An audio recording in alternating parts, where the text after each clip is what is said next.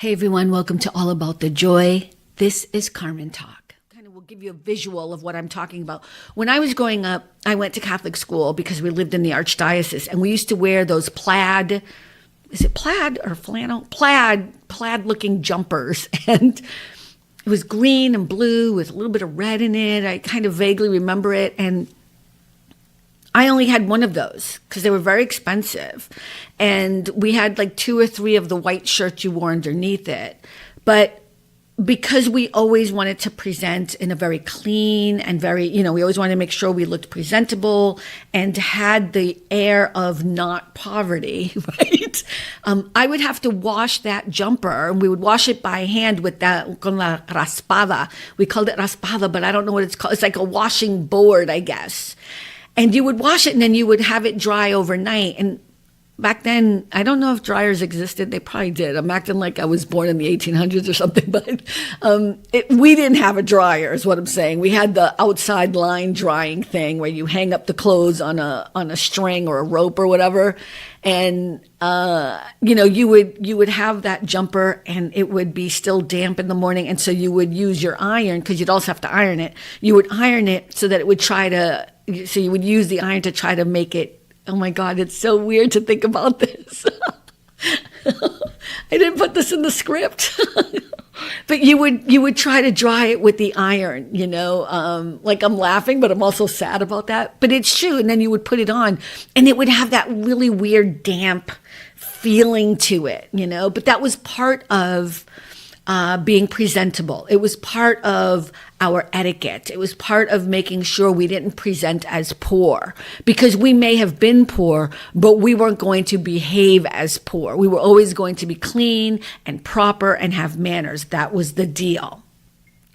So for me, manners was really about not presenting as being poor and being from a poor neighborhood. And I'm not saying that was always the intention by the adults that were kind of hammering it into my head, but that's what it always felt like, because I couldn't understand why we had to act so proper as if we were rich people, right? Because etiquette and manners seem to be associated with only rich folk.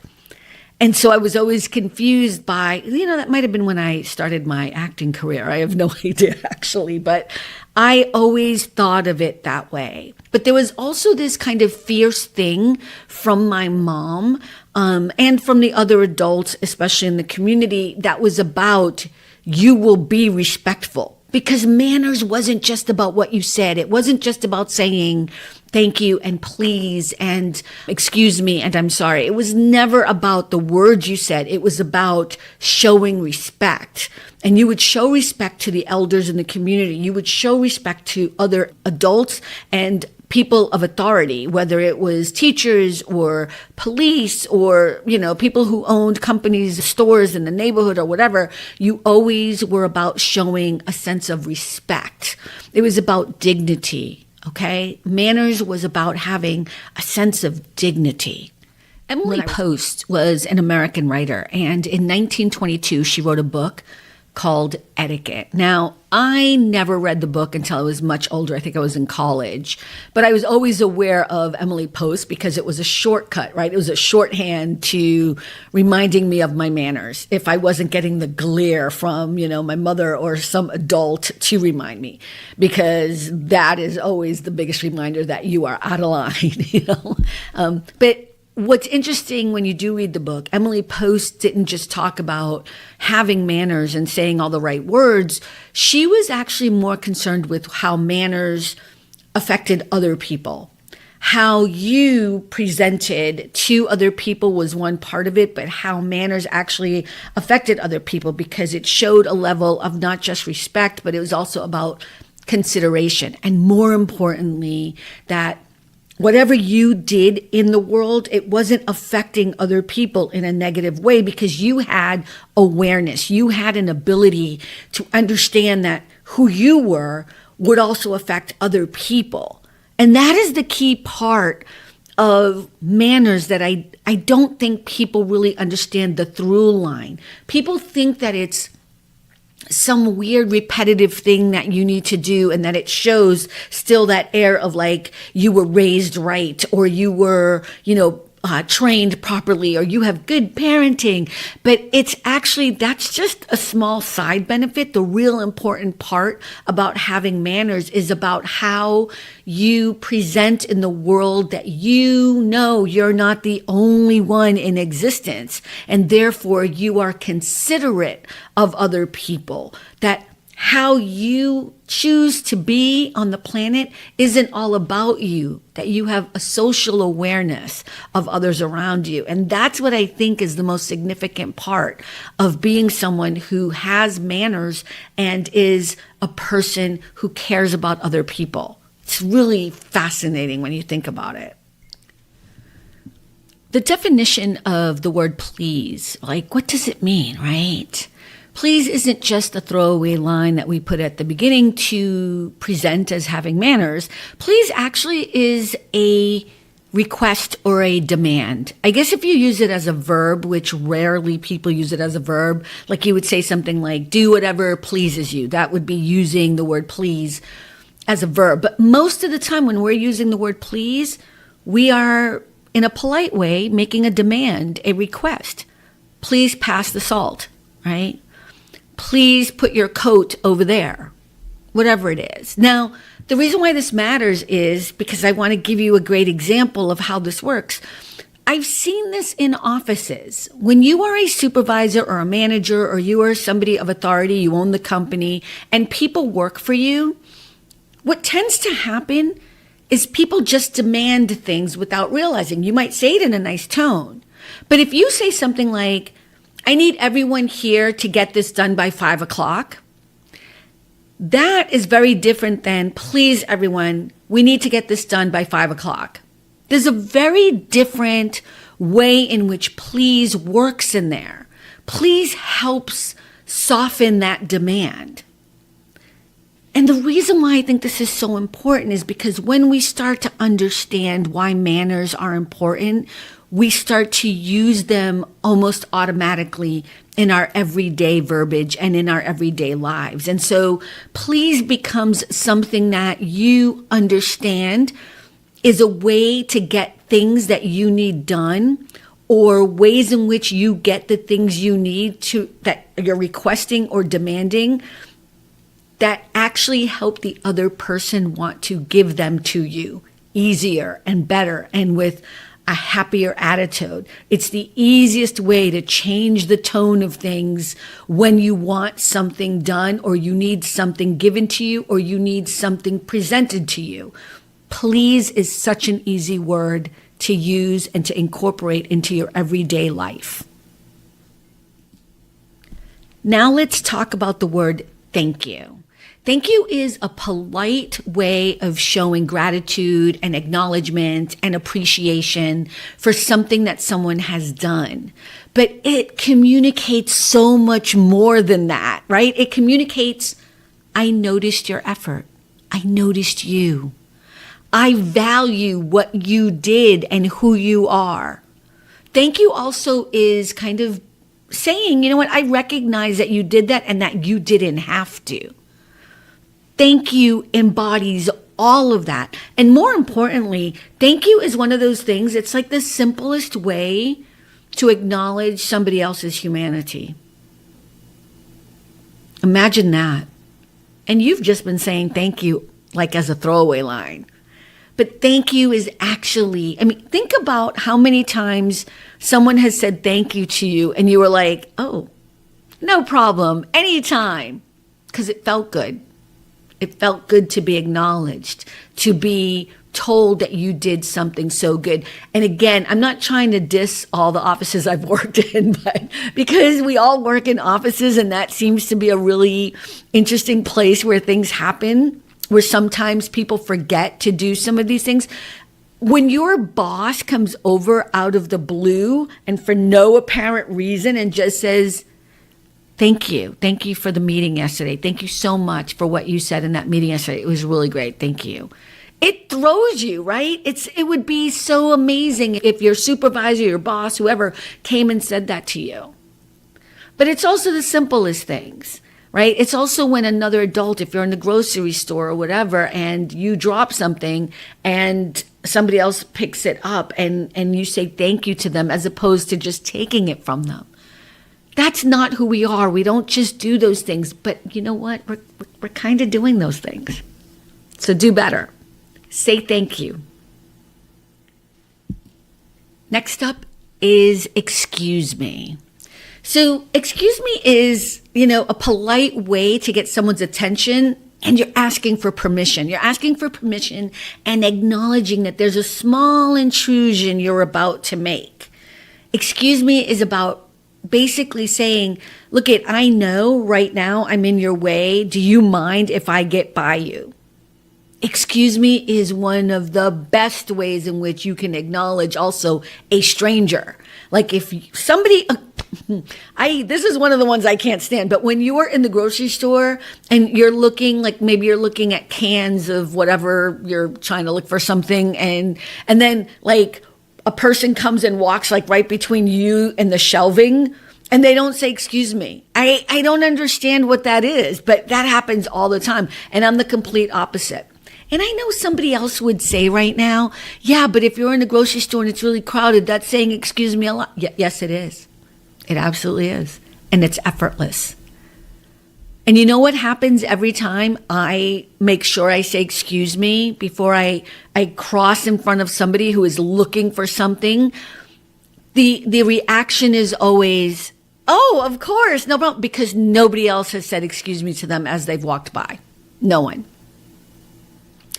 Excuse me is one of those things that, I'm about to enter your space and I'm about to interrupt you, and I realize I'm doing that. And so I just want to ask you permission if I can do that right now. It is also one of the simplest things you can learn to say on a regular basis. Okay. And it's also, again, we're going back to what manners means. Making sure that you realize anything you're doing in the world isn't hurting or impeding on other people who are also functioning in the world. Let's talk about the word I'm sorry. This one gets me in trouble all the time, but let's talk about it in the way that it is meant to be used, okay? It's used to acknowledge harm, impact, or an inconvenience, whether it's intentional or unintentional, okay? And it's also there to kind of communicate to other people that I'm taking responsibility for my part in whatever just occurred. Now, this is a little bit of a nuanced word phrasing because I know that a lot of people use it kind of as an automatic way to, I don't know what the right way to say this is, but I've been kind of berated over it because I will say I'm sorry and nothing's happened. But I actually think that's not true. I think that when you become someone who is always aware of your surroundings, you are always making sure you're not inconveniencing someone else. You are always trying to go out of your way to make sure that you are not in someone else's space. Now, here is where I'm sorry does become a problem, especially for young girls and women, because sometimes we think we don't belong in those spaces, right? And we think that we are out of our element when actually that's because society has taught us that somehow we're not worthy to be in those spaces. And again, intentional or not, that's how little girls are raised or have been in the past. Hopefully things are changing. But I know for me, that's why so many people have gotten upset with me, because I will automatically always say I'm sorry. And sometimes it comes across as I'm just saying it out of habit. And that's partially true. And yet I'm going to sit here and say, I wish more people would say I'm sorry. Why? Because I think more people should be aware of how they're inconveniencing other people or how they might be harming or impacting other people with just their mere presence sometimes, right? I had somebody the other day when I was walking down the street and there were two women walking towards me, and it was a sidewalk, and I kept walking and neither one of them would move out of the way. Look at, this is about manners. This is about just basic decency. If there are two people walking your way and you're one person, you're two people, you guys should get in the single file and let the other person walk next to you the opposite way. Do you expect me to jump into the middle of the street so that you guys can keep your little chit-chatting going? Again, not being able to be aware of that you're inconveniencing someone else by what you're doing, right? So they kept walking by and I kept walking because where was I going to go? And the shoulders hit, right? Our shoulders hit each other because she wasn't going to move. It was really weird. And they didn't say, I'm sorry. I said, oh, I'm so sorry. They just kept chatting. They kept talking, unaware of, not even caring that and again, these are basic human, being a basic human, decent human being is so important, especially right now. So being able to say, I'm sorry, I would rather that you err on the side of saying it too much than not saying it ever and not at all, because you do not acknowledge when you are impacting someone else, causing possible harm or physical harm, and also just inconveniencing other people. So let's try to say I'm sorry a little bit more often, or at least acknowledge that you haven't been saying it when maybe you should have. Let me give you some other examples of things and situations that you probably find yourself in on a regular basis, where your presence, where you can show manners in just your presence and show other people that you do care about who you are in the world in relation to other people. One of those is, make sure that you're not on your phone when somebody is talking to you. Again, I go back to I feel like all of my examples are like grocery store or in an office, but we're just going with it, okay? But when you're in the grocery store and you're at the checkout line and you're on your phone and the cashier is trying to cash you out and they're scanning their stuff and you're taking that moment to, because you're so busy, you're so self-absorbed, you have to be on the phone, and it puts that person in a position. That is one of the most basic areas where you could have more manners and acknowledge that the cashier is doing something for you. And yes, she's getting paid or he's getting paid and the bagger is doing their thing and they are getting paid to do that service. But you know what would be better is if you acknowledged that they are working and helping you and getting your stuff taken care of. It is such an easy thing to do. And I am shooketh. I'm telling you shooketh how many times I am in the grocery store and I cannot believe people have to be on their phone. It's such a weird, I'm so busy and important. Oh my God, I have to take this call. It's bullshit. It's you being an inconsiderate ass. It also holds up everyone else. It's also just bad manners. We're going back to the manners thing. So that's a really easy one to stop doing. Just put your phone in your pocket and have a moment to have a face-to-face conversation with someone. Acknowledging people is such an easy thing to do. And you never know, you might meet someone that you might want to talk to in the future. You never know. This is one that I'm going to just admit right now that I'm also at fault for, but I try to work on it every day. When you're listening to someone and you're just ready to interrupt them because you already know what you want to say. You're not even listening anymore. They've said something and you're going to interrupt them. So acknowledging that just because you think that what you have to say next is more important now, that you want to interrupt someone, acknowledging that maybe that person needs to say their piece. Learning to listen to people, letting them finish, and then responding is also good manners. It's also just a good way to be in a conversation with someone. Being in a conversation with somebody means you need to be able to listen to them fully and completely. Even if what they're talking about is gibberish or they've gone down the rabbit hole. I do this with one of my clients. I love her to death, but she'll even acknowledge that sometimes she'll go off on a tangent and I'll have to stop her. But see, the difference is I stop her in a very respectful, kind manner because she's my boss. You see the difference? So I have to be better about letting people, whether it's on the Friday Night Live or whatever it is, when we are having conversations with people, even if I know everything they're about to say, I need to let them finish. And then once that button happens, right? The button is that space after someone finishes a sentence. There it is. Then you can respond.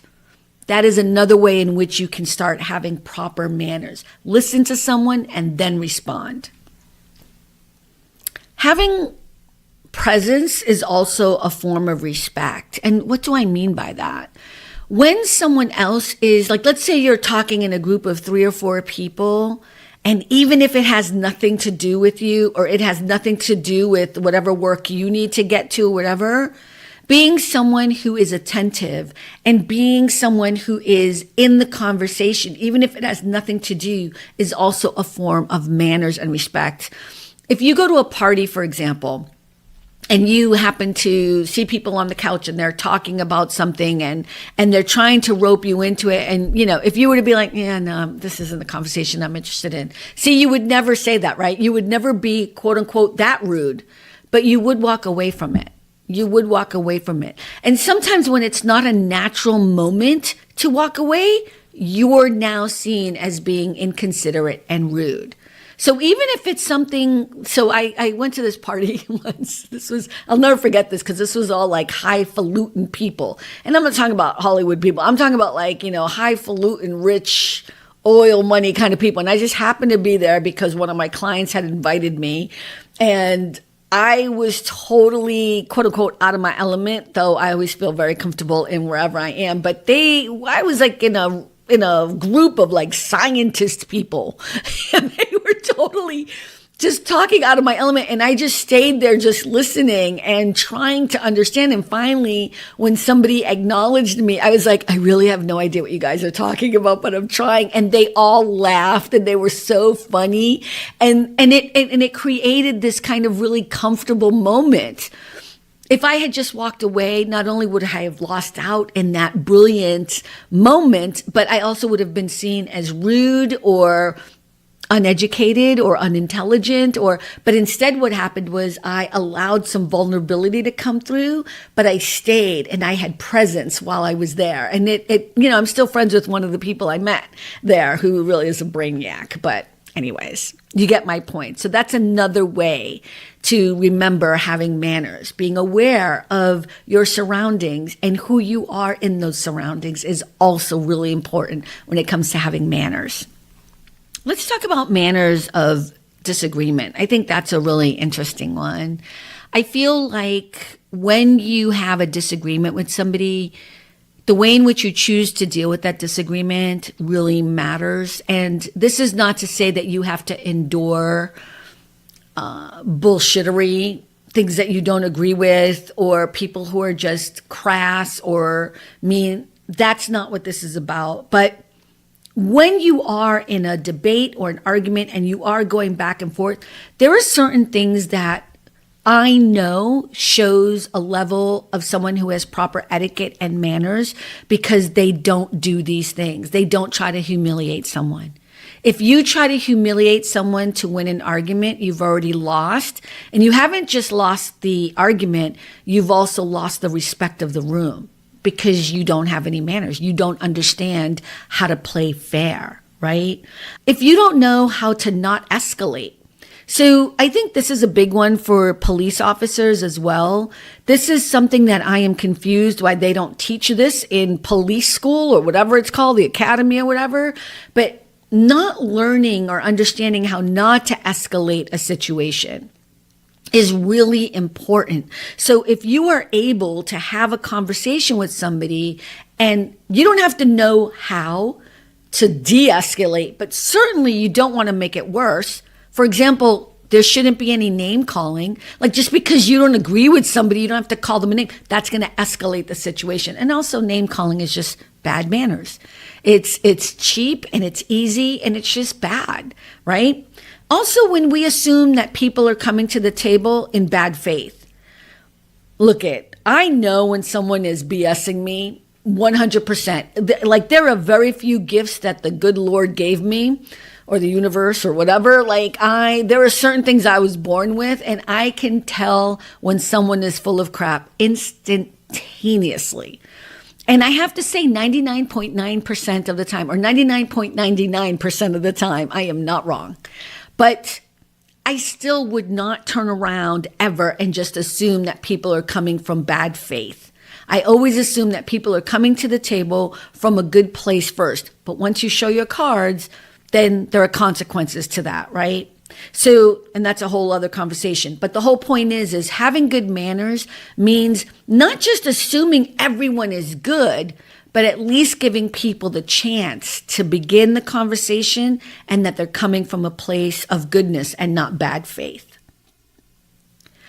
Another thing that's really good that's in line with that is knowing when to walk away. This is really hard because I think a lot of people take this badly. When you know when it's time to walk away and you do that cleanly without the residual of hate and anger or whatever, that also shows such an amount of character, and that comes from having really good manners and a good understanding of who you are in the world and how you are affecting other people. So when you realize, and this has happened so many times, it's happened on the show as well, like especially at the beginning, like if people are just going to be crass and angry and mean or whatever, there's nothing there's nothing I can do about that. You do you. You don't have to come on the show, right? I say that all the time now. But it's kind of that thing where you want to be very aware of the fact that there are just some things you can't fix. I am always going to be who I am, and you're always going to be who you are. And there is beauty in who you are. And I want to acknowledge that. And I realize that not everyone is going to like me, and not everyone is going to be the perfect person to be in my life. And you don't have to be. There's 8 billion people in the world. Just because we cross paths this one time doesn't mean we're going to be best friends, or it's going to work out, or you're going to like me, or I'm going to like you. I know when to walk away. And when I walk away, that is a form of respect. Me saying, you know what, I am a better person without you in my life is not a diss on you. It's me saying I respect you enough to know this is not meant to be between us. This, you and me, it's not the right connection. Now, I'm not saying the rest of you, but I'm just saying that is also a really important thing to understand. And people, when you are aware of who you are in the world and you take yourself and realize how you affect other people, you start to understand the simplest things. You don't want to hurt other people. I don't want to hurt other people. I don't want to be a burden to other people. I don't want other people to fear me or to hate me and sometimes that means I need to just disconnect. And that's okay. That's also a form of having good etiquette, manners, and understanding who you are in the world. This is one of my favorites, knowing when silence is the best option. I feel like some people don't understand that. Sometimes it's okay not to say a word. Sometimes it's okay just to be quiet. You don't have to be involved in every single argument. Sometimes you don't have to step away. You can stay in the presence of it, but you also don't have to say anything. You know what I mean? In the same respects, you need to know when it's time to say something and to stand up for something. Again, who are you in relation to everybody else in the world, or in this room, or in the grocery store, or in the office, right? Our places that we always talk about on the show. Who are you and how do you connect to other people? So it matters. You need to know when to walk away and when to stand for something. All of that is etiquette and good manners and character. Okay, so manners aren't about being proper all the time, and it's not about being prim and perfection. That's not what manners are all about. Manners are about simply saying, I see you. I know that I exist in the world with you. Manners are a way of saying that you matter and that this space that we share together is something that I'm acknowledging, and that I know when I do something, it affects other people. And so I want to acknowledge that We are in this together. That is what manners are.